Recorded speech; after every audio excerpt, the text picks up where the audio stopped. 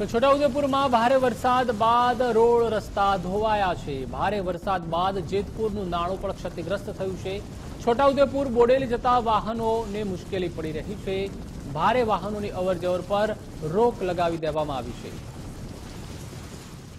નાળું આજે દુર્ભાગ્યપૂર્ણ રીતે નીચેના જે વર્ષો જૂના ઈંટોથી ચંકર કરી અને અહીંયા જે ભારદાર વાહનોને બધું નેશનલ હાઈવે જે ચાલુ હતો એ તાત્કાલિક ધોરણે લગભગ કલેક્ટરશ્રી અને મહેરબાન અહીંયા ગાડી પોલીસ અધિકારીઓ હાજર છે એ એમણે તાત્કાલિક બંધ કરાયો છે અને જરૂરી સૂચનાઓ NH56ના જે અધિકારીઓ છે એમને પણ આપવામાં આવી છે।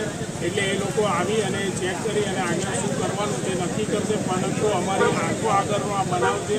નીચે અમે જ્યારે ઉતરીને જોયું તો ખરેખર જે જૂની દિવાલો હતી અને આ સ્ટેટ વખતનું નાળું છે એટલે ખૂબ જ અત્યારની સ્થિતિમાં જ્યારે જોવા જઈએ આટલો વરસાદ પડી રહ્યો છે એટલે વરસાદના કારણે એને ખરેખર બહુ મોટું નુકસાન થયું છે।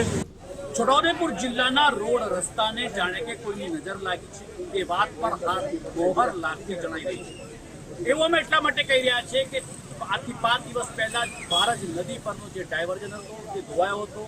છોટાઉદેપુર તાલુકાનો નાલેજનો પણ ડાયવર્ઝન ધોવાયો હતો અને હાલ આપણે જે ઊભા છે તે 22 જેતપુર ખાતે આવેલ એક નાળું છે તે નાળું ક્ષતિગ્રસ્ત થયું છે।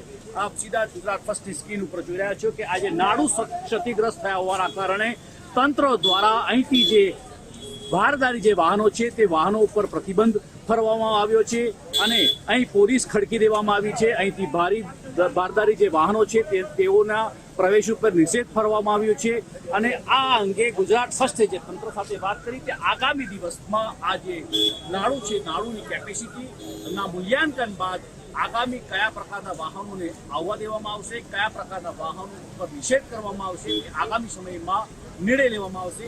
પરંતુ હાલ એક વાત તો નિશ્ચિત થઈ છે કે છોટાઉદેપુરથી બોડેલી તરફ આવતા તમામ રોડ અને રસ્તાની વરસાદે ફર્સ્ટ ઇનિંગમાં જ બરાબરની ખબર નહીં લીધી છે। તો શેખ ગુજરાત ફર્સ્ટ છોટા